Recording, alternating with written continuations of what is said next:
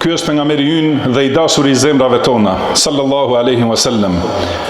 Për ta është shkruar, është folur, por kjo është vetëm një pikë e përkujtimit nga deti i mësimeve, diturive, përfitimeve, edukatës dhe udhëzimit që e marrim nga jeta dhe biografia e tij, sallallahu alaihi wasallam.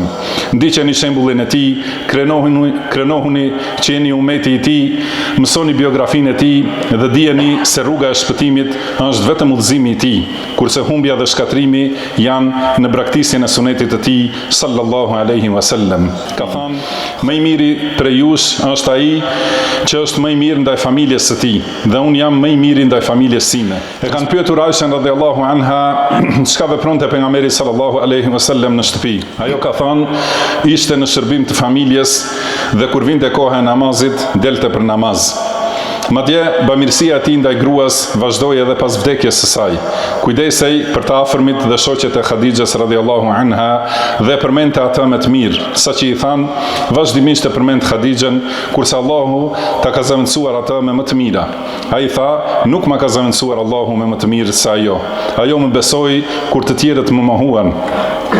Më besoi kur të tjerët më përgënjeshtruan, më ofroi pasurinë e saj kur të tjerët më penguan. Allahu më furnizoi me fëmijë prej saj dhe nuk më dha fëmijë prej të tjerave. Kujdesej për nipat e tij dhe i lejonte të lozin mbi shpinën e tij kur ai ishte në sejdë në namaz. Kujdesej për edukimin e secilit prej fëmijëve, duke i mësuar me fjalë të mira dhe të buta. Omer ibn Abi Seleme ishte në shtëpinë e pejgamberit sallallahu alaihi wasallam, pasi nëna e tij u martua me të pas vdekjes së babait të tij.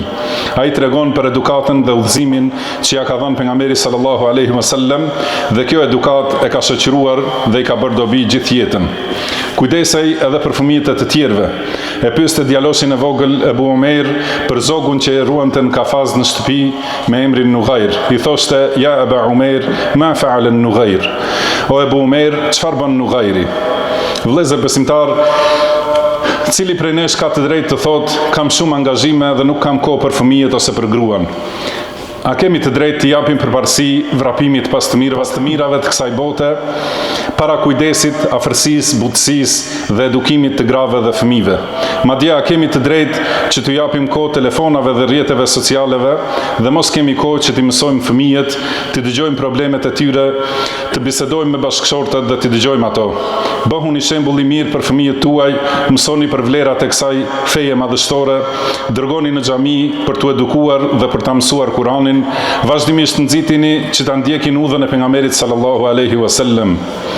Nevoja për ndjekjen e sunetit pejgamberit sallallahu alaihi wasallam është më e madhe se nevoja për ushqim dhe pije, dhe më e madhe se nevoja e syrit për dritë dhe mushkrive për ajër. Ruhuni nga imitimi i njerëzve të pavlerë dhe mendjelejtë, të cilët paraqiten në rrjetet sociale dhe quajnë veten ndikues. Ruhuni edhe nga ata që pretendojnë se flasin në emër të Islamit, por që e shtrembrojnë të vërtetë.